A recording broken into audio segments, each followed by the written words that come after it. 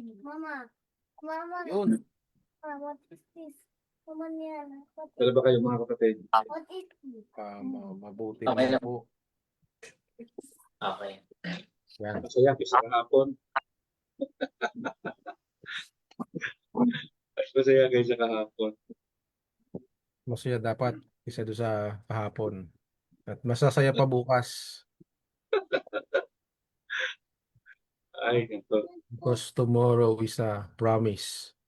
Yan yung sabi ng iba. Cookie. Anyway. Live na tayo. Ayan, live na.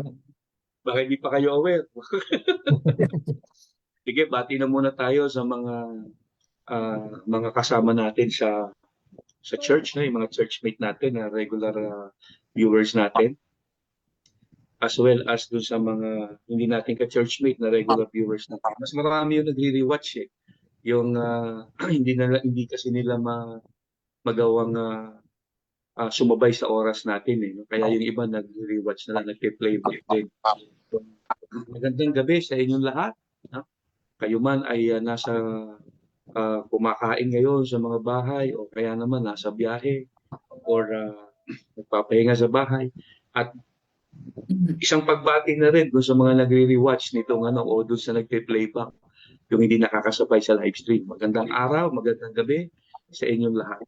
Ito po uli si Brother Henry Uy ng Grace Life Church, ang bumabati sa inyo ng isang mapagpalang gabi. Okay po, mabiyayang araw sa ating lahat, no? Sa mga sumubaybay nitong ating Grace Life Forum. Okay, sama-sama muli tayo ngayong gabi para sa ating pag-aaralan na naman na mensahe patungkol sa biyaya, which is doon tayo sumasa ilalim. Gandang gabi po, ito po si Brother Jerry ng Grace Life Church. Okay, so isa pong mapagpalang gabi sa lahat. So abangan po ninyo yung ating pong pag-uusapan at tiyak inyo pong magugustuhan. No, inyo pong maiibigan dahil parang ngayon lang natin ito tinapik, Pastor, ano? Hindi ko na matandaan sa dami ng mga na-discuss natin. Pero tiyak po ako magugustuhan natin ito. No, kasi baka wala pang ibang nakapagturo po nito o nakapag-discuss. So ngayon ay mabibigyan po natin ng linaw. So abangan lamang po ninyo. So magiging kapakinabangan po sa ating lahat ito. Muli po, isang mapagpalang gabi. Ano ba pag-uusapan natin na sinasabi mong excited ka? Ay, yung pong good governance ang pag-uusapan natin. Diba? Kasi ang usapin ngayon, 'di ba, ng panonood ka ng TV, ang tao ay naghahanap ng good governance. Kaya hindi mo malaman kung saan ka papanig. No, mayroong papanig sa ganitong leader, yung isang leader na yon ay hindi rin naman perpekto. Yung kabilang leader naman ay hindi rin perpekto. Kaya nga minsan nagpost ako na meron tayong ganitong klase ng leader, meron din tayong ganitong klase. So sabi ko parang wala tayong pagpipilian. So anong gagawin natin? Kasi naghihiwa-hiwalay lang tayo. So ang dapat gawin, hintayin natin na bumalik si Kristo. Kasi siya lang naman ang perpektong pwedeng manguna. No, kasi siya lang naman ang perpekto. No, pero ang talagang interesting po diyan. Bro, maputol lang kita. Nung minsan nag-election, meron akong nakitang sa t-shirt niya, vote Jesus for president. Sana nga po, sana nga mangyari yan. Ano ba yun? Pero ang Panginoon ay hindi mo na kailangang iboto.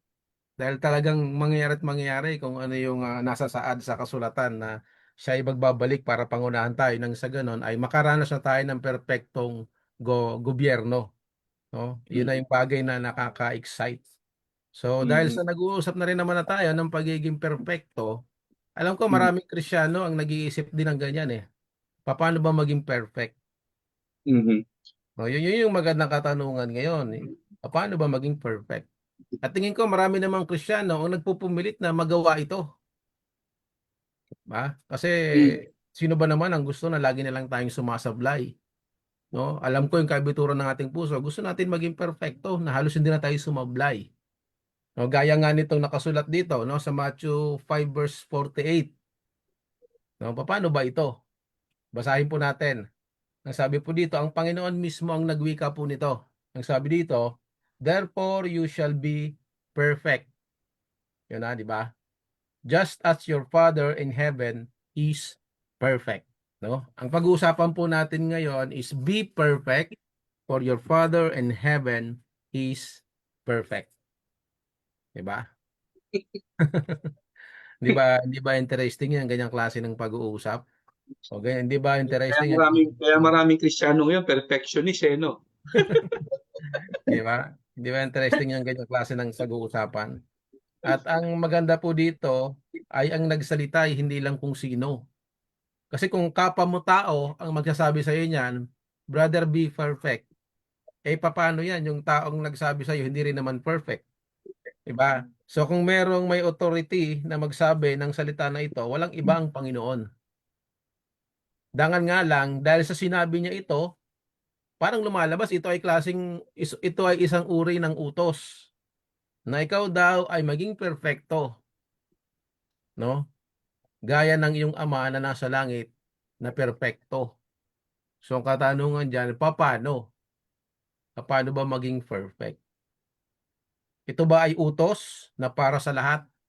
Ito ba ay utos na talagang urgent na dapat gawin natin? At isa pang tanong diyan, ito ba ay magagawa natin? So dapat yan yung mapagbigyan ng linaw sa bagay na 'to. Kasi alam ko maraming Kristiyano ang nape-pressure na dito eh. Pastor, 'di ba? Kaya nga ultimo pagsisine bawal na eh, 'di ba? Na makinig ng secular music bawal na eh. Kasi iniiwasan na ng mga nagtuturo na yung isip ay ma-pollute. Kasi baka yun ay pagmulan pa ng kasiraan o ng korupsyon at yun ay sumabog hanggang sa ating mga ginagawa sa buhay. So pinaiiwas na nila tayo. Kasi nga, ito yung utos eh. Maging perpekto daw tayo. No, hanggang to the smallest detail, lalo na pag religion ng pag-uusapan, yan ang talagang kanilang pinagdidiinan. Sobrang dami na ng paghihigpit na ginagawa ng religion to the point na halos hindi ka na mabuhay ng normal. Dahil nga may utos na dapat daw tayo ay maging perpekto. Tanong, kaya ba? O kaya pa ba? Lang naman yan eh. Pag tinanong mo yung tao na ano, kaya ba? Siyempre magpupumilit yan eh. Pag doon na sa kalagitan tanong mo, ano, kaya pa ba? Okay, so pag-usapan po natin ito, no? Be perfect for your Father in heaven is perfect. So ang tanong, paano ba ito? Pastor, paano ba ito, Pastor? Ang malay ko diyan. Siguro yan ang reason kung bakit maraming ang Kristiyano, as I've said earlier, na perfectionist no? Kasi iniisip nga nila, inutos ni Lord be perfect for your Father in heaven. Perfect. Kaya siguro may mga Christians tayong nakikita na masyadong perfectionist dahil inakala na ito ang gusto ng Lord na ano natin, gawin natin sa buhay. Perfect. Kaya lang, ang tanong, talaga bang inutos siya ni Lord as believers to be perfect? Ang karamihang sagot ng maraming Christians yan, nasa New Testament yan. Hindi mo ba nakikita Matthew yan? Hindi naman yung Old Testament. Pero siguro ang isa sa pinakamagandang o dapat maintindihan nating lahat ng mga Christians, no? Hindi porkit nasa New Testament ay under ng New Testament. Hindi porkit nasa New Testament under ng New Covenant. Kasi ang New Covenant nagsimula after nang mamatay si Christ, no? The death after ng cross, doon nagsimula yung New Covenant. And so therefore, nung si Jesus ay nabuhay at siya ay naisulat yung kanyang mga itinuro at mga ginawa sa New Testament, no, sa Gospels, Matthew, Mark, Luke, and John, hindi nangangahulugan ay yun ay under na ng New Covenant kasi buhay pa siya ron eh. Buhay pa siya. And so therefore, dapat maunawaan natin. Ito bang talata na ito, in Matthew 5:48, nang sabihin ni Lord na be perfect for your Father in heaven is perfect, ay naka-address sa ating mga believers. Yun ang magandang tanong kasi ron. Diba? Kasi katulad yan, no? Maraming ang Christians trying hard to be perfect. Pero lagi naman tayong nagfe-fail sa maraming bagay. And so therefore, maiisip mo parang, Lord, parang ikaw ba ay talagang seryoso sa sa sa sinabi mong 'yan, no? Well, ako'y naniniwala seryoso si Lord. Hindi naman Yeah. pwedeng nag-prank lang si Lord, no? Hindi, it's a prank, okay? Hindi gano'n. I do believe serious si Lord in commanding Matthew 5:48 to people, be perfect for your Father in heaven is perfect. Pero ang tanong, ito ba ay naka-address sa atin din, sa mga believers? At kung ito ay naka-address sa ibang grupo ng tao, anong reason ni Lord? Bakit niya sinabi yan? Iniisip ba ni Lord na itong mga taong ito na pinagsabihan niya na ito ay talagang ma-attain yung perfection? Talaga bang kakayanin nila na maging perfect gaya ng sinabi ni Lord, be perfect because God is perfect? At kung hindi, anong reason niya? Bakit niya sinabi yun? Yun ang magandang alamin. Diba? Kasi nga kapag kinuha natin yan out of context, yung verse na yan, talagang may isip mo, this is not a suggestion, this is a command. Be perfect as your Father in heaven is perfect. Ngayon, maraming Christians ngayon dahil mahilig ka mag-interpret out of context. So, ang nangyayari ngayon, they are trying their best, trying very hard to be perfect. Kasi yun ang iniisip nila. God wants us to be perfect. Kaya maraming Christians ngayon perfectionist. Okay? But then again, ang tanong, sino ang kausap? At bakit sinabi ni Lord yung verse na yan? Be perfect as your Father in heaven is perfect. Yan ang magandang alamin natin. No? Sino ang kausap? Baka meron kayong gustong sabihin dyan. Sino bang kausap? Baka si Jerry ang kausap eh. Meron siyang sasabihin dyan. Ayan nga po, kung titingnan natin yung ano na yan, yung buong Sermon in the Mount, makikita natin na yan po yung sabi ni Pastor Henry na dapat tingnan natin yung konteksto, no? Kung sino pang kinakausap. Ang kinakausap dyan, ayon sa Bible, yung sermon na yan, is yung mga Hudyo. Di ba? Na ngayon, yung turo na yan, yung be perfect, parang nami-misunderstood talaga mostly yung turo na yan. Siguro magandang i-recognize natin na si Jesus yung nagturo ng ano na yan, pero yan ay naka-address sa mga Hudyo under the Old Covenant. Before the cross. Hindi pa nangyayari yung crucifixion. Tapos ang purpose diyan is to reveal yung impossible na standard ng batas, yung law. Hindi siya provided for guide for Christian living. Kung isipin natin, marami tayong guide for Christian living ngayon. Kung titingnan natin, be perfect na parang maging guide siya para bilang isang Kristiyano, guide for Christian living na napakahirap niyan, be perfect. Kung magtatanong tayo, kahit nga sinong tanongin natin, nasa mataas na posisyon sa Christianity, wala namang aamin na siya ay perfect, di ba? So, Akala ko sasabihin mo Akala ko sasabihin mo kahit nga si perfecto hindi perfect Ayun nga. Diba? Si Jesus lang yung perfect. Diba? Yun lang po yung kailangan nating maintindihan na hindi natin siya kayang gawin. Diba? Doon sa buong na yan, yung sa buong sermon na yan, kung mababasa natin sa chapter 5 to 7 yan no?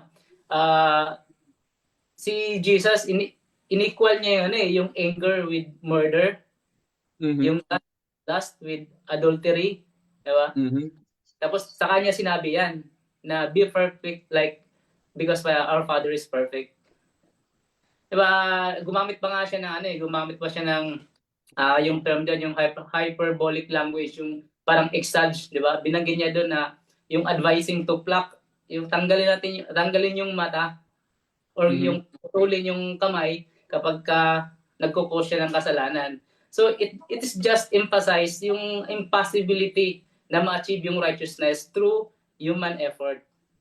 Yun po yung emphasize ni Jesus diyan. Ang kausap niya, yung mga Jews na gustong sundin yung law. At nag-aakala na kaya nilang sundin. Yes po.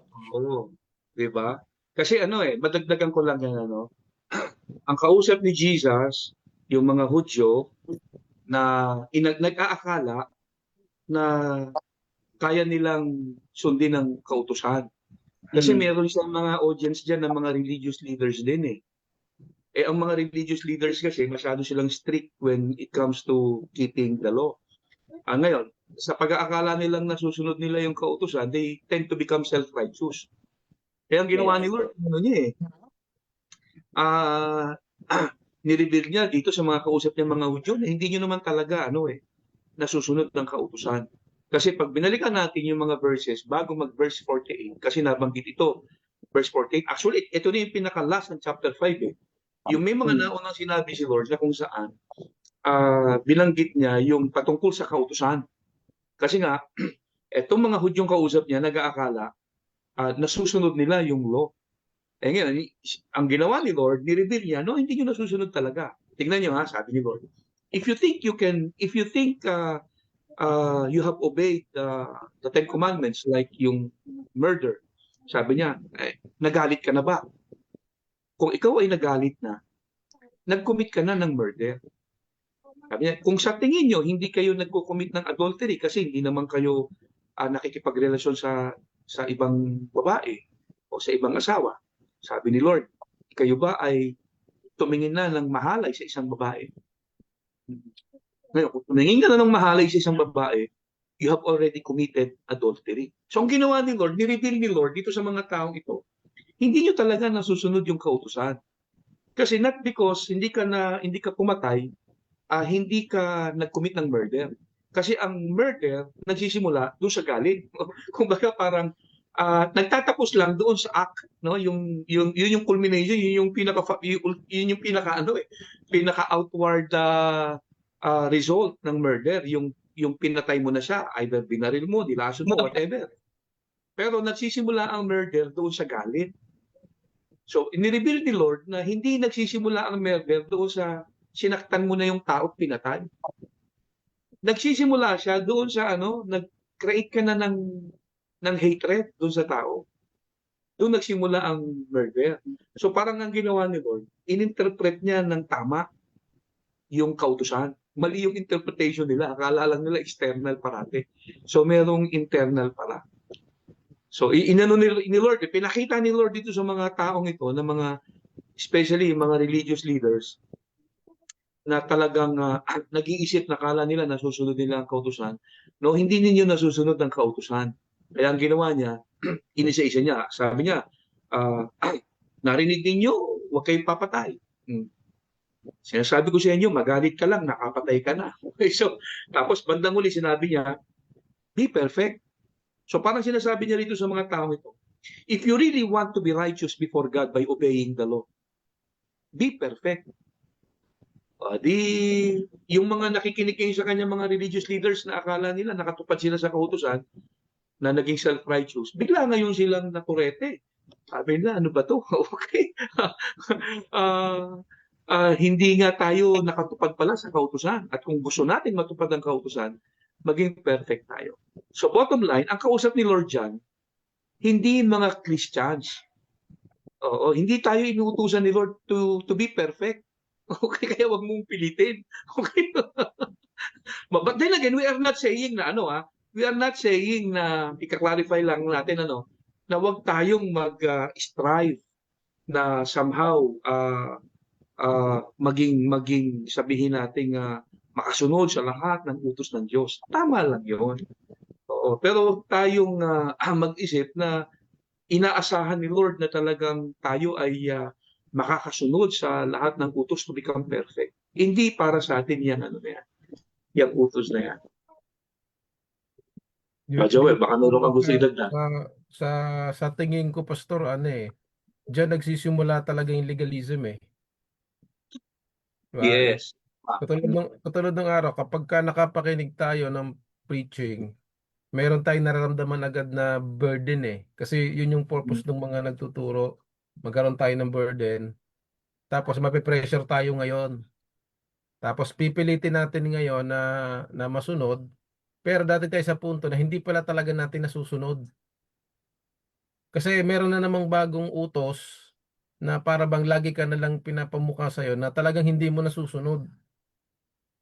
So doon nagmumula yung legalism eh. Kaya ang daming aral ang nabubuo tuloy ngayon ng religion, lalo na yung mga legalista na hindi naman talaga nasa Bible na idadagdag na lang. Kasi nga doon sa kaiiwas ng mga nagtuturo na yung tao magkasala. Kasi dahil nga Mhm. sa utos na ito. Ngayon, ang isang bagay na gusto kong mapansin dito, no? Yung saan ba ito patutungo, no? At saan ba pupunta ito? Pero gusto ko munang ilatag, Pastor, yung mga idea na meron dito sa chapter 5. Kasi kung mapapansin natin, di ba, dun sa mga unang chapter ng chapter 5, may mga blessed na binanggit eh. At ang daming Oo. blessed niyan. Ilang blessed niyan? 10 yata yan eh. Na blessed na sinabi ng Panginoon. So kung iisa-isahin mo yung sarili mo doon, magkukumpara ka, naabot ko na ba yung mga yan? So meron ng introduction agad ng Panginoon. Blessed are those who peacemakers. Madami siyang binanggit, no? Blessed are the pure in heart. No, so kumbaga doon mapapaisip ka na paano ko ba mangyari sa buhay ko to? No, pagkatapos niya sabihin niyo, pagdating ng verse 13, no? Sinabihan niya naman na dapat yung mga tagasunod ay maging asin at ilaw. Doon siya lalong nadagdagan. Kasi naisip mo, dapat ako maging blessed, tapos ngayon maging asin at ilaw naman ako. Diba? So, lalong bumigat. No? So, yun, doon pa lang nga, nahihirapan ka na eh. No? Tapos dito sa verse 17, no, hanggang verse 20, binanggit niya na dito yung pagfulfill ni Kristo ng law. So, may purpose naman ito. So, medyo lundagan natin ito kasi alam naman natin kung saan patungo ito eh. And then sa kanya itinuro yung tungkol sa murder na nagsisimula sa puso, yung binanggit niya po kanina. Ayan ay sa verse 21 hanggang verse 26. Tapos tinukoy niya naman yung mga sa verse 27, yung adultery na sa puso nagmumula kahit wala ka pang aksyon, pero ikaw yung nagnanasa na, nangangalunya ka na. No, pagdating naman doon sa verse 31 hanggang verse 32, tungkol naman sa marriage. Tapos yung forbid oath, Jesus forbid oaths, no, dito sa verse 33 hanggang 37. Tapos yung second mile, kapag pinatakbo ka ng ganito, takbuhin mo ito, dagdagan mo. Dapat mag-extra effort ka. Tapos love your enemies. So puro pressure na yun. Tapos sa dulo binanggit niya na, be Be be perfect. perfect. Your Father in heaven is perfect. So kung iisa-isay mo mula doon simula hanggang sa parang bumigat na bumigat yung usapan. Simula doon sa pagiging blessed, di ba? Tapos maging asin at ilaw ka. So yun na yung mga aksyon na panglabas, pero pagdating nyo sa dulo, tinarget na ng Panginoon yung puso. Kaya nga marami nag-iisip na mga nagtuturo, sinasabi nila, ito daw ay Moses 2.0, na parang ang sabi, nung dumating ng Panginoon, in-upgrade niya ngayon yung kautusan. No, parang in-upgrade, pero totoo, hindi naman talaga ganun yun. Kasi yun yung katulad sabi kanina ng Pastor Henry, ay hindi naman talaga, simula't simula pa, hindi naman talaga ang nais lang ng Diyos, yung ikay sumusunod lang. Kundi dapat yung puso mo ay maayos. No, kasi nagmamalaki nga yung mga tagasunod ng utos na nasusunod nila. Pero kinukorek sila ng Panginoon na hindi talaga dyan. Ngayon, ang tanong ko po, Pastor, saan ba patutungo ito? No, bakit ba ganon yung yung paglalahad ng Panginoon mula sa simula na parang medyo magaan pa nga tapos bandang huli pabigat ang pamigat hanggang dumating sa punto na ma-realize mo na mukhang hindi ko to kaya. Mukhang mahirap atang mangyari ito. Saan po ba patutungo ito, Pastor? Yung mga gantong paglalahad ng Panginoon na maging Eh, perfect sinagot mo na eh. talaga. Sinagot mo na. Ang bottom line na maiisip mo, hindi ko kaya to. Yun ang pinaka-bottom line niyan. Marirealize mo, hindi ko to kaya. Di ba? So, lumalabas yung verse 48 ng Matthew chapter 5. Merong pinanggalingan. Nang sabihin ni Lord, be perfect, for your Father in heaven is perfect. Yan yung conclusion niya eh. Merong pinanggalingan, merong pinagmulan. At itong Matthew chapter 5, ito yung famous na Sermon in the Mount, yung binabanggit ni Jerry kanina. No? So, itong sermon na to nangyari sa bundok. Tapos, inumpisahan niya to dun sa Beatitudes, yung binabanggit mo kanina, blessed are the pure in heart, etc., etc. So, walang masyadong problema doon eh, kasi yung Beatitudes na yan, yung may mga binanggit si Lord na blessed, blessed, blessed, yan ay mga description ng isang taong pinanahanan na ng Panginoon eh. Kasi once na ikaw ay naging Christian ka na regenerate ka na, you have now a new heart, a pure heart. Diba? Kung ikaw ay pinanahanan na ng Panginoon, no? Karamihan sa mga binanggit niya in Beatitudes ay mararanasan mo, you become poor in spirit, no? Hindi ka na parang walang pakialam when it comes to spiritual life, no? Ikaw ay meron ka ng hunger for the spiritual things. So, yan ay description ng isang taong na regenerate na. Pagdating sa verse 17 ng Matthew 5, nag-shift si Lord ng topic eh. Nagsimula siyang mag-focus doon sa ang tema ay patungkol sa kautusan. Kaya binanggit niya sa verse 17, sabi niya, nabanggit mo ito kanina, sabi ni Lord, do not think that I have come to abolish the law or the prophets. Sabi niya, I did not come to abolish them, but to fulfill them. So after niyang banggitin yung Beatitudes, no, o yung mga blessed is the man who are pure in heart, etc., etc. Pagdating sa verse 17, he shift the topic from how to become a blessed person, o yung description ng blessed person, to obeying the law. No? Nag-shift siya ng topic doon sa patungkol na ang tema sa kautusan. At paano natin nalaman? Yung nga, sabi niya sa verse 17, I have not come to abolish the law, but to fulfill them. Pagkatapos, binanggit niya ngayon sa mga kausap niya, if your righteousness, sabi niya ganyan, I tell you, verse 20, I tell you, unless your righteousness surpasses that of the Pharisees and teachers of the law, you will not certainly enter the kingdom of heaven. So itong verse na to, sa verse 20, patunay na ang kausap ni Lord hindi mga Christians. Kasi sabi ni Lord sa mga kausap niya, unless your righteousness surpass that of the Pharisee, you will not enter the kingdom of heaven. So ang kaligtasan ba para sa atin sa panahon natin ngayon, kailangan mong isurpass yung righteousness ng mga Pharisee? Ano ba ang righteousness ng mga Pharisee? The law. So, sa panahon ba natin ngayon, ang kaligtasan is by keeping the law at kailangan masurpas mo yung righteousness ng mga Pharisee para maligtas ka? Hindi. Ang kaligtasan sa atin ngayon is only by grace through faith. No? Manampalataya kay Jesus and then you will be saved. Not of works, sabi ng Ephesians 2:8 and 9. No? It's a gift. So, malinaw na ang kausap ni Lord dito sa Matthew 5, nang banggitin niya yung verse 48, be perfect, ang kausap niya mga Hudyo na ang tema ay patungkol sa kautusan. Alright? Kaya nga nabanggit niya, unless you surpass the righteousness of the Pharisee, which is, ang righteousness nila is the law, you cannot enter the kingdom of heaven. So, malinaw na ang kausap ni Lord hindi mga believers, no? Hindi mga Christians.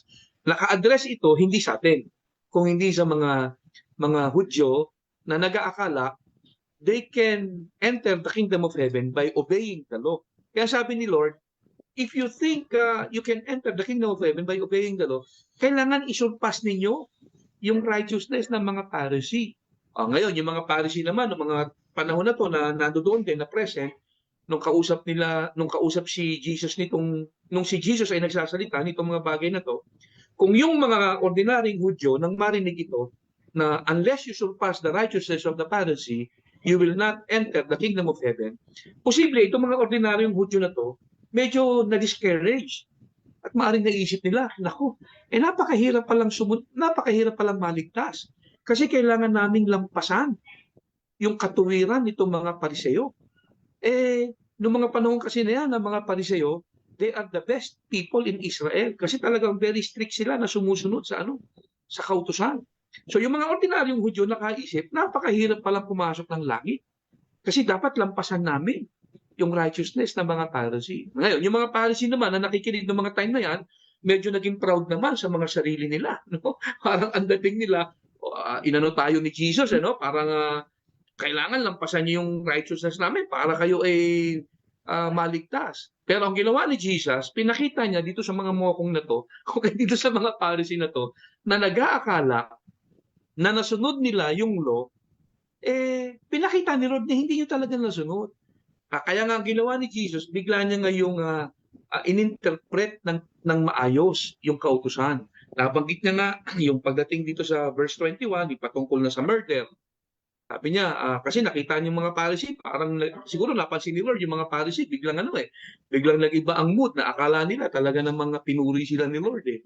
Unless you surpass the righteousness of these people, parang gano'n. So yung mga Pharisee ngayon, ang akala nila, nasusunod nila ang kautusan. Sabi ni Lord, eto, hindi nga kayo nagko-commit literally ng murder. Hindi pa kayo nakakapatay ng tao. Pero sabi ni Lord, nagalit ka na ba? Kasi anger equals murder. Sabi ni Lord, kung ikaw ay nagawa mo ng magalit sa iyong kapwa, sa iyong kapatid, no? Para ka na rin pumatay. Oo, hindi ka nag-commit ng adultery. Ikaw ay hindi nangingialam ng asawa ng may asawa. Pero sabi ni Lord, ikaw ba'y natukso ng tumingin ng may kahalayan sa isang babae? O kung natukso ka ng tumingin ng may kahalayan sa isang babae, nag-commit ka na ng adultery. Naalala ko tuloy, meron akong isang kwento nga narinig eh. Merong isang pastor na umattend daw siya sa isang sa isang leadership conference, Brad eh. No? Puro mga pastor yung nando doon, tsaka mga leader. Ngayon, yung speaker, ang ginawa ng speaker, Brad, nagbasa ng scripture, kinote itong Matthew chapter 5 sa verse 27, yung thou shall not commit adultery. Pagkatapos sinabi ni Lord, I tell you, anyone who looks at a woman with lust has already committed adultery with her in his heart. After niyang sabihin yan, sabi niya ngayon sa mga tao, no, mga pastor na nandoon, pati yung mga leader, sabi niya, pwede bang lahat kayo ay tumayo? Tayo silang lahat, no? Tayo. Pagkatapos, yung hindi guilty dito sa kasalanan ito na sinasabi ni Lord, na kung ikaw ay tumingin ng may kahalayan sa isang babae, nag-commit ka na ng adultery. Yung hindi guilty sa kasalanan ito, pwede na kayong umupo. Pambihira, Brad, 95% na natiling nakatayo. Yung 5% nagsinungaling. Okay?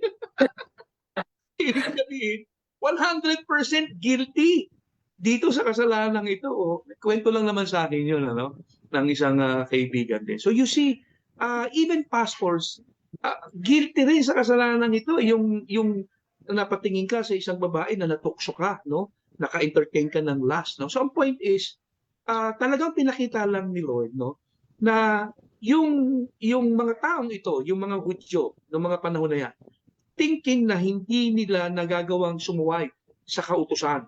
Kaya naging self-righteous sila eh. Sabi ni Lord, no, that is not true. Hindi ninyo nasusunod ang kautusan. Sapagkat mali ang interpretation ninyo ng kautusan. Kasi ang akala nyo lang, yung murder, pag pumatay ka na. Sabi ni Lord, hindi. Ang murder nagsisimula pag nagalit ka sa puso. Di ba kapag ang isang tao galit na galit, nakakaisip niya na sana mamatay na tong taong ito. At saka nagdidesire siya na makita niya mapahamak yung tao eh. Di ba? Ikinatutuwa niya kapag nabalitaan niya yung tao na yan na kinaiinisan niya ay may nangyaring masama. Di ba? So, pag galit tayo sa isang tao, nakaka-entertain tayo ng di ka pa mamatay. Di ba? So parang sinasabi ni Lord, doon magsimula ang murder. Hindi mo siya pinatay literally, hindi mo siya sinaktan, pero sa puso mo, nag-commit ka na ng murder. O yung adultery. Hindi porket hindi ka naging unfaithful sa asawa mo, hindi ka nag-commit ng adultery. Nakakita ka ng sexy, maganda, maputi, pagkatapos nakadamit panggahasa. Okay, pardon the word, no? Kasi maraming mga babaeng nakadamit panggahasa eh. So ngayon, kung ikaw ay napatingin dyan at naka-entertain ka ng lust, hindi ka nga kumapit sa ibang babae. Pero kung naka-entertain ka ng lust, sabi ni Lord, nag-commit ka na rin ng adultery.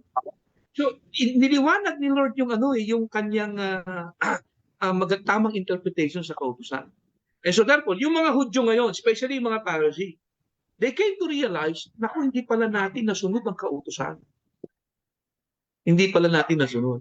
Tapos, tsaka niya ngayong, marami pa itong binanggit si Lord sa mga sumunod na verses eh. Iso-shortcut ko na lang kasi marami na ako nasabi. Tsaka niya ngayong binanggit sa Matthew 5:48. Therefore, sabi ni Lord, pagdating sa verse 48, be perfect, sabi ni Lord. So kasi kung sa tingin ninyo, nakakasunod kayo sa kautusan, no? At gusto ninyong maging matuwid sa pamamagitan ng pagsunod sa kautusan, be perfect. For your Father in heaven is perfect. Kaya siguro dapat natin maintindihan, mga kapatid, ano? Itong verse na to, wag nating iuutos sa mga believers. Kasi hindi naman ito intended for Christians. Ito ay intended sa mga Hudyo na nag-aakala na sila ay makakasunod sa kautusan. Oo. Tayo mga believers, ito maganda mga kapatid. Tayo ay ginawang perfect ni Lord. Not by performance, not because we perform very well. Naging perfect tayo dahil ginawa tayong perfect ni Lord. Tingnan, magkukota ko ng mga verses regarding dito sa ginawa tayong perfect ni Lord. Ang sabi ni Lord sa Colossians chapter 2, sa verse 10, you are complete in Him. Okay, complete. Pag sinabing complete, di ba, walang kulang. Perfect, di ba? Ito pa, Hebrews 10:14, ito sabi ni Lord, by one offering, He has perfected forever those who are being sanctified. So tayo mga believers, no, hindi nagde-demand ng perfection si Lord from us. Si Jesus, ibinigay niya ang perfection sa atin as a gift, bilang regalo. So, yun ang kagandahan doon, no? Perfect na tayo, huwag mo lang hangaring maging perfect, okay? Perfect, not in a sense na walang kamali ang magagawa na, no? Yung pagiging perfect natin ay iniregalo ng Panginoon sa atin through the finished work on the cross. Yun ang natin diyan. So wag natin gamitin tong Matthew 5:48 i-instruct ng mga tao. Be perfect because God is perfect, sabi ni Lord. Mapo-frustrate tayo diyan. Hindi natin magagawa yan. Lumalabas po no, yung Sermon of the Mount, lalo na yung sinabi doon na yung be perfect for God is perfect. Ano yun parang wake up call doon sa mga Jews that time. So, sa mga panahon yun, nag-akala, wake up call. So, ngayon, sa panahon natin, this will also serve as wake up call naman doon sa mga Christians today na inakala nilang para sa kanila yung tinuro ni Jesus. So, siguro, ang ganda ng na napag-usapan to ngayon kasi dapat nating makita yung senaryo. Ano na tayo tapos na yung nangyayari sa Bible na si Jesus nagturo na gano'n na hindi ma-fulfill ng tao, hindi kayang gawin yung kawalang kabuluhan ng pag-fulfill ng law. Tapos ang mismong nagturo yung fulfillment of the law. 'Di ba? Sabi nga ni Pastor kanina doon sa verse na kinote niya sa chapter 5, Matthew 5, yung Jesus came, basahin ko na lang, yung sabi dito sa chapter 5, verse 17, I have not come to abolish them, but to fulfill them. So, yung scenario na si Jesus yung nagturo noon, tapos tayo ngayon, mga Christians today, alam na natin yun, nakikita natin kapag nagbasa tayo ng Bible. Kaya tinuro niya yun, at alam natin na si Jesus yung nag-fulfill ng law, which is na hindi natin kayang gawin. So, wala na tayong problema doon. Tapos, sinabi ni Jesus, sinabi sa Bible, yung Bible verse na, Christ is the end of the law. Diba? Yes. Nandun na eh. So, it's a wake-up call natin ng mga Kristyano na yung effort na gagawin natin, hindi yung para sundin yung law. Pero under grace, Christians under grace, yung effort na gagawin natin, meron pa rin tayong gagawin na effort. Ano yun? Yung effort na to rest in His finished work. Yun Yes. yung last topic natin nung nakaraan, na yung let Christ who is in you na mamuhay. Yun yung effort natin na gagawin, hindi yung susundin natin yung law para tayo ay maging perfect. Na-quote nga ni Pastor kanina yung mga verses, di ba? Paano tayo naging perfect? Kasi naniwala tayo doon kay Jesus na siyang perfect. Yeah. At Christ is in us. Ayun po. Ano yung binanggit mong term, Brad? Ano, yung sa simula? Yung Wake up call. wake up Wake call. up call. Hindi ko alam kanila kung nabanggit ni Pastor yung realization. Hindi pa. Parang ganun din yung dating no? Dapat magkaroon ng realization. Kasi yun yung hamon dun sa mga ano na akala nila nasusunod nila eh. So kaya binabanggit ng Panginoon para ma-realize nila na talagang hindi nila na ano. Tapos yung enlightenment para maliwanagan sila. So wala rin naman tayong gano'n ng maraming masasabi rito dahil nasabi na rin naman ng mga kapatid natin. Pero tayong mga Kristiyano, of course, siguro maganda makita natin. Talan nakagawa din naman tayo pa rin naman ng kasalanan. No, kumbaga parang ano yan eh. Huli ka pero hindi ka kulong. Parang ganoon lang yan eh. Kasi kung katulad sinabi kayo ng mga kapatid na tayo ay ginawa ng perpekto, eh hindi na para magbayad ka pa doon sa kasalanan na nagawa mo. Meron na nagbayad nun para sa atin. So hindi na tayo para maparusahan pa doon dahil nga perpekto na tayo. So yun yung magandang maintindihan natin para itong verse na ito ay hindi na tayo masyadong napipressure kasi kung tinutulungan ng marami na dapat sundin natin ito pero hindi naman pala ito para sa atin kundi para doon sa mga Hudyo na kausap ng Panginoon. So napakaganda ng mga pinag-usapan natin dito ngayon. So sana nakapagbigay ng kaliwanagan sa mga nanonood sa atin. Ano pa mga bagay na pwede nating dito makuha, Pastor, sa tungkol dito sa words na ito? Halimbawa, yung specific na ano ba? Paano ba yung step by step na pwedeng gawin para ang isang tao ay maging perpekto talaga sa harapan ng Diyos? Kasi yung nabanggit kanina, yung minasok kanina sa Hebrews, na ano ba yung kailangan talaga ng tao? Of course, alam ko, yun ay na kay Kristo. So ano bang kailangan gawin ng tao patungkol sa Panginoong Kristo? Yung binanggit ni Jerry kanina, yung mag-rest ka lang, no? You rest doon sa finished work ni Christ. Yun yung pinaka ano natin eh. So in other words, do not try to become what you already are. 'Di ba? Kasi if you try to become perfect, sabi ng Lord, ginawa na kitang perfect eh. 'Di ba? So you are trying to become what you already are. At pangalawa yung itong perfection na tinutukoy dito in Matthew 5:48.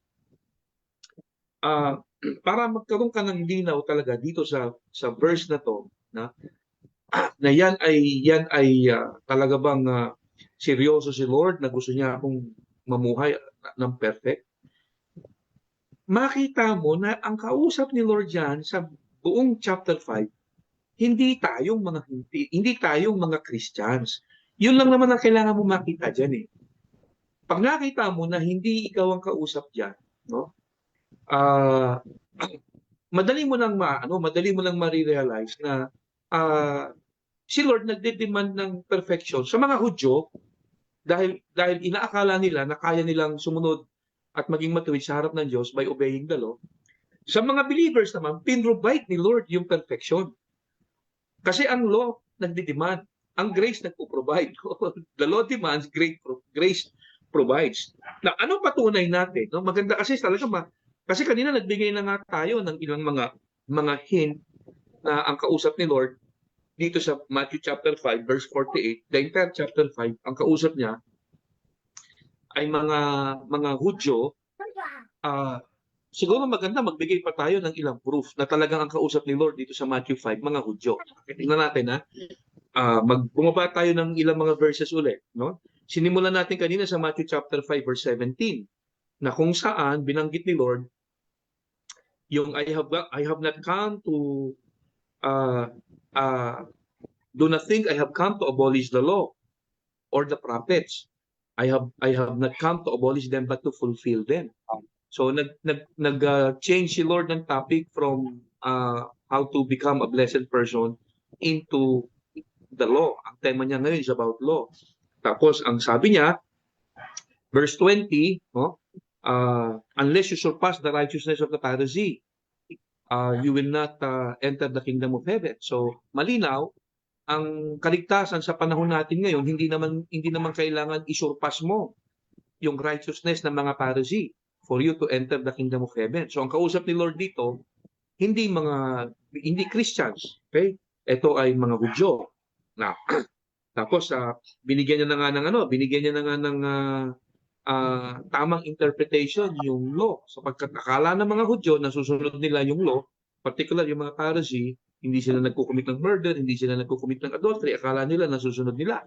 So, binigyan ni Lord ng tamang interpretation. Pagdating sa verse 23, look at this. Sa verse 23, sabi ni Lord, if you are offering your gift at the altar, and then remember your brother or sister has something against you. Now, anong altar tong tinutukoy ni Lord? Di ba? Tayo bang kausap ni Lord dito? So, most likely, walang duda, ang kausap ni Lord dito mga Hudyo. Kasi it's about temple sacrifices, itong tinutukoy niya. Di ba sabi ni Lord, if you are offering your gift at the altar. So, ito yung mga animal sacrifices. So, ang kausap ni Lord dito, napakalinaw, mga Hudyo na nag-o-offer ng mga animal sacrifices sa temple. Diba? What else? Sabi niya rito, adultery, ito na yung binanggit na natin, ano? Tapos meron siyang binanggit dito, ito malupit bro. Sabi niya rito, sa verse 40,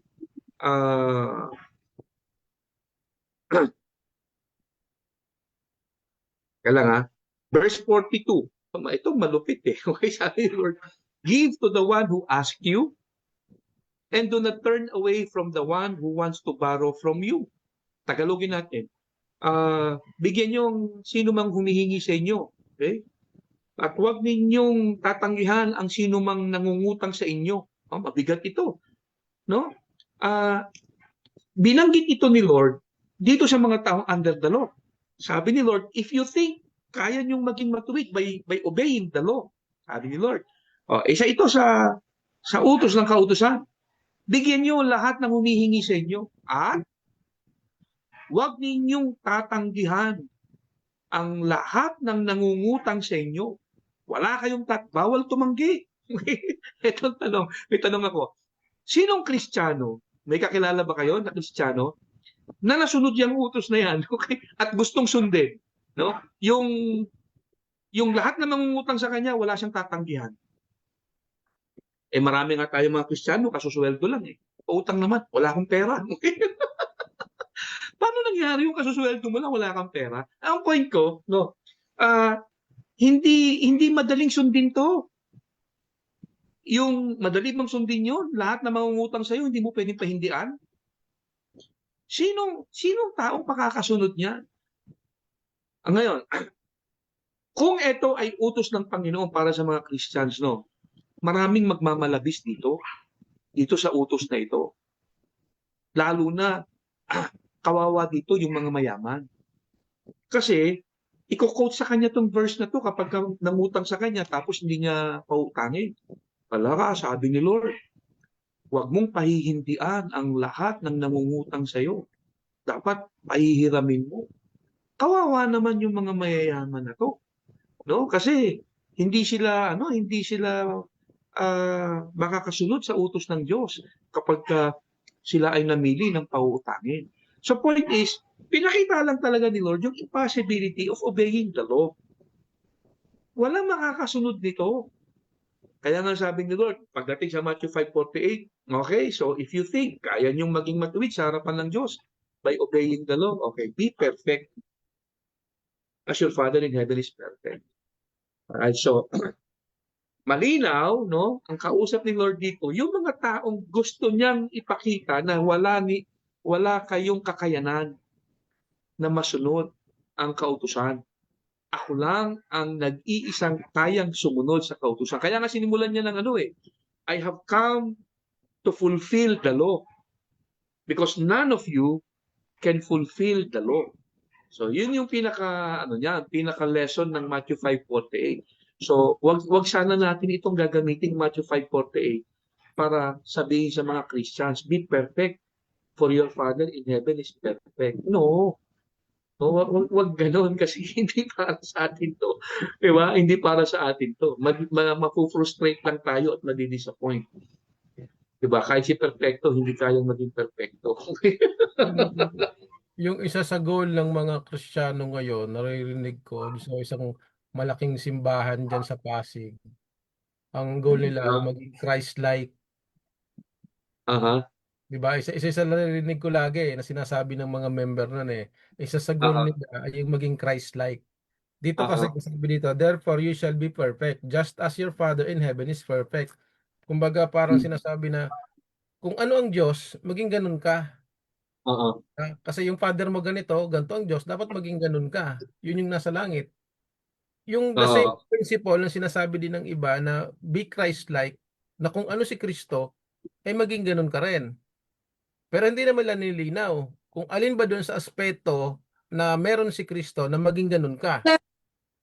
Kasi mhm. ano ba, kasama ba doon yung himala? Yung mga kasama ba yun? O yung karakter niya ang dapat maano natin. Kasi hindi naman nila binigyan ng, ano, ng definition, ng paglilinaw kung alin ba doon. Kung yung karakter ba. No? So ang tanong, masusunod ba, makokopya ba ng mga Kristiyano yung mga eksaktong karakter na meron ang Panginoong si Kristo? At isa na naman yun sa pressure. Kasi ipilitin mo na namang sundin yon. At ako po, sa paniniwala ko, wala rin namang nakaabot sa punto na yun eh. Na maging Christ-like. Doon sa konsepto na meron sila. Pero of course, dito po sa Grace Forum, sinabi na natin ng mga nakaraan, nakatulad na tayo ng Panginoon. No, pag pinag-usapan, yung perfection. No, kasi kung anong meron si Kristo, yung kanyang katuwiran, ay meron na rin tayo. Yung kabanalan na meron siya, ay meron na rin tayo. Pero hindi base yon doon sa ginawa natin. Doon sa ano man yung pinperform natin, kundi doon sa ating pananampalataya kay Kristo, dahil tayo nananampalataya sa Kanya at yung kautusan ay nasunod niya, yung katuwiran na yon ay pinagkaloob sa atin. So hindi na tayo para ma-pressure. Naisip ko lang pastor ay parehong principle eh. Na unaware no yung mga Kristiyano sa panahon natin ngayon na yung principle na ganito na pumipressure sa kanila ay parehong pressure din na pag sinabi mo yung isang Kristiyano ay maging Christ-like doon sa konsepto na dapat matularan mo eksakto lahat yung karakter na meron ng Panginoong Kristo kasama yung kabanalan niya. Kaya nga ang tanong diyan maaabot ba natin 'yon?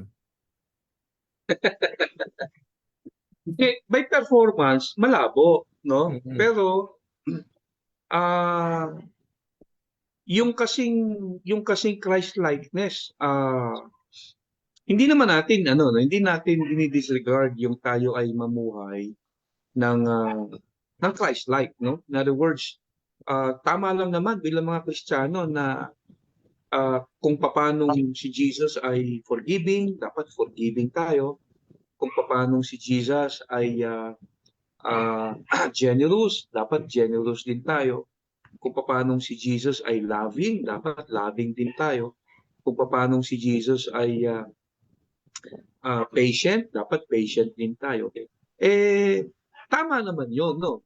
Pero not because may mga pagkakataon, because may mga weaknesses tayo, nag-fail tayo madalas, no? Kaysa minsan, ibig sabihin nun, hindi tayo Christ-like. Kasi sabi ni John, no, in First John, uh, just as he is, so are we in this world. 'Di ba? So as Christ is, so are we in this world. Tayo ay katulad na ng Panginoon in this world. Now, kung ang tanong mo, bakit may mga pagkakataon, kitang-kita yung mga flows ko. May mga character flows ako na obviously hindi Christ-like. Well, kapag kasi tiningnan mo yung, idinikit mo yung performance mo doon sa identity mo kung sino ka sa harap ng Diyos, talagang magkakaroon ka ng problema. Let's say for example, sabi ng Matthew 5:19, just as through the obedience of the one man, si Jesus yon, many were made righteous. So dahil daw sa pagsunod ni Jesus, yung mga believers was made righteous. So tayo ay naging matuwid dahil sa pagsunod ni Kristo.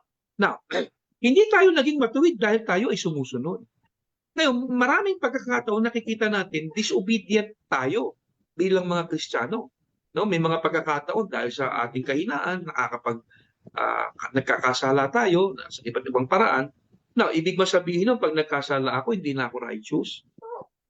So pag idinikit mo yung ginagawa mo sa kung ano yung sinasabi ng Bible patungkol sa kung sino ka, yung identity mo, talagang magdududa ka. Talaga bang righteous ako? Kasi kanina lang parang nagalit na naman ako. Kaya parang nakaisip ako ng hindi maganda. Righteous ba ako talaga? So pag tiningnan mo yung performance mo, yung behavior mo, at idinikit mo doon sa sinasabi ng Panginoon tungkol sa kung sino ka, yung identity mo in Christ, talagang magdududa ka. Kaya wag mong titingnan yung performance mo, yung behavior mo doon sa identity mo. Kasi yung identity mo, settle yon. Ngayon, kapag ka ikaw, ang starting point kasi parati, tingnan mo kung ano yung identity mo, kung sino ka. Ngayon, kapag ka nakumbinsi ka na ikaw ay righteous dahil doon ang sabi ng Bible, matututo ka ngayong mamuhay ng righteous living. Ngayon, sabi ng Bible, you are now like Christ. Matututo ka ngayong mamuhay ng katulad ni Kristo. So kung si Kristo patient, magiging patient ka rin. Kung si Kristo loving, magiging loving ka rin. So dapat ang starting point mo parati yung identity mo.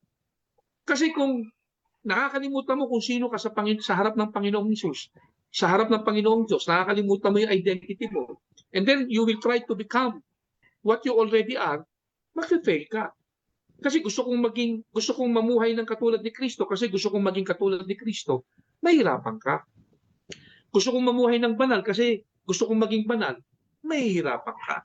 Gusto kong mamuhay ng matuwid kasi gusto kong maging matuwid, mahihirapan ka. Dapat ang starting point parati is this. Sabi ng Panginoon, ako daw ay matuwid na. And so therefore, mamumuhay ako ng matuwid. Sabi ng Bible, ako ay katulad na ni Kristo. And so therefore, mamumuhay ako ng katulad ni Kristo. Ngayon, kapag yung behavior ko ay parang sumasablay at hindi ako namumuhay na parang katulad ni Kristo, ay hindi ibig sabihin na hindi ako katulad ni Kristo. Di ba? Kasi naganap na yun eh. It's a gift. I am now complete in Christ. I am perfect in Christ. So kailangan ko lang magsimula ako doon sa sinasabi ng Bible patungkol sa kung sino ako. Yung identity. Kaya mahalaga yung malaman mo yung identity mo in Christ. Kasi yun ang magiging motivating factor upang magawa mo yung mga bagay na dapat mong gawin. Di ba? Excellent, Pastor. Be perfect. Halimbawa, kung i-ano natin itong be perfect as your Father in heaven is perfect. Ngayon, kung titingnan mo yung sarili mo as already perfect, kasi sabi ng Bible, di ba, you are now complete. Sa Colossians 2, sabi ng Hebrews 10, you are now perfected in Christ. So I am now perfect. And so therefore, mamumuhay ako as somebody who is perfect. Pero siyempre, kapag ka nag-fail ako, hindi ibig sabihin hindi na ako perfect. Di ba? So kung i-apply natin yung but then again, pag tinignan natin yung context ng Matthew 5:48, ang kausap ni Lord dyan, yung mga Hudyo na nag-iisip na sila ay naging matuwid na sa harapan ng Diyos at kaya nilang maging matuwid sa harapan ng Diyos by obeying the law, yun ang reason ba't kasi sinabi yan. No? Hindi kayo nakakasunod sa utos ng Diyos. Hindi. At kung gusto niyo maging matuwid sa harap ng Diyos by obeying the law, etong kailangan niyong gawin. Be perfect. Yun yung doon. So yun yung pinaka-reason ba't na binanggit yung Matthew 5:48. Sige, yung nabanggit niya po, Pastor, kanina ay Matthew 5:19. Aha. Di ba? Yun ay Romans 5:19. Tama? Romans 5:19. Oo, Romans. Tama yun. Oh. So, ang nabanggit mo kasi kanina, Matthew 5:19. Sabi ko, Matthew 5:19. napako si Pastor sa Matthew 5. Sabi ko, Romans 5:19. Tama. Romans 5:19. Para maging lang doon sa mga nanonood sa atin. Tama. Thank you, bro. Thank you. Okay, so Brother Jerry, baka meron kang gustong sige, closing na tayo. Na rin tayo no? Time na rin. So yun lang yung nakita natin sa ating pinag-usapan na yung ating topic, yung Sermon of the Mount na nakapaloob doon yung ating topic is just a wake-up call na para sa mga Jews that time at maging sa mga Kristyano na rin ngayon na halos ganun yung paniwala or naturuan na ganun yung gagawin. So pinapakita lang naman doon yung yung impossibility na magawa natin, ma-fulfill natin yung law. So hindi natin yung kayang gawin. So ang maganda lang dito na point tayo doon, na direct tayo doon sa katotohanan na we need the grace of God. Kasi talagang yung grace lang naman ng Lord yung importante para sa ating bilang isang Kristyano dun sa patungkol yan sa mga kailangan nating gawin. So si Christ na yung gumawa at ang gagawin lang natin, we will just rest on His finished work. Amen. Okay, so nawa po ay naliwanagan po tayo ano na doon sa ating mga napag-usapan na yung verse po nating nabanggit ay hindi naman talaga utos sa mga Kristiyano, kundi mayroong kausap ang Panginoon na para sa kanila yon, para ipaintindi lang sa kanila yung kanilang ginagawa na inakala nilang nasunod nila ay pinapakita ng Panginoon na hindi talaga nila nasusunod. No, pero ang kinagandahan po niyan dahil meron po tayong Grace Life Forum, ito po ay naiintindihan natin at naipaliwanag po natin. So nawa po ay maging kapakinabangan po sa lahat na kung sa susunod ay mabanggit po sa inyo ang verse na ito, ay dapat alam na po natin no, na yan po ay hindi talaga command sa atin, kundi meron siyang konteksto na dapat maintindihan ng lahat. No? Nang sa ganon ay mamuhay tayo sa biyaya. No? Kasi kung ito i-apply natin sa buhay po natin, ay babalik na naman tayo sa batas. Which is doon nga tayo pinalaya ng Panginoon at nang ma-enjoy natin yung ating identity sa Panginoon bilang mga banal, bilang mga malinis na, hindi natin tuloy hindi tuloy tayo maging panatag no, na para bang laging may kulang yung ating buhay sa harapan ng Diyos. Pero yan po ay kumpleto na dahil sapat na po yung biyaya ng Diyos para maging perpekto po tayo sa paningin niya. So muli po, magandang gabi at isang mapagpalang gabi po sa lahat. Yun. So dapat siguro uugaliin na natin na laging alalahanin. Ang Bible binigay sa atin ng Diyos, no? Ang Bible para sa atin. Pero hindi lahat ng nakasulat diyan tungkol sa atin. Hindi lahat diyan ay inuutos ng Diyos para sa atin. Kasi may mga Christians kasi na ang mindset is lahat ng nakasulat sa Bible dapat nating sundin. Yun ang yun ang nasa isipan nila kasi yan ay salita ng Diyos. Wala namang problema, ang buong Bible salita ng Diyos. Pero dapat din nating maunawaan na may mga certain commands ang Panginoon na naka-address sa isang grupo lang ng tao. At meron din naman mga utos ng Diyos na naka-address para sa lahat. Kaya dapat lagi nating titingnan yun. Okay? So anyway, magandang araw ulit sa ating lahat mga kapatid. And we pray and hope na ito pong ating na talakay ngayong gabi ay nagbigay linaw sa ating pong lahat. Okay? Magandang araw po ulit sa atin. See you next time mga kapatid on Grace Life Forum. Good night sa inyong dalawa.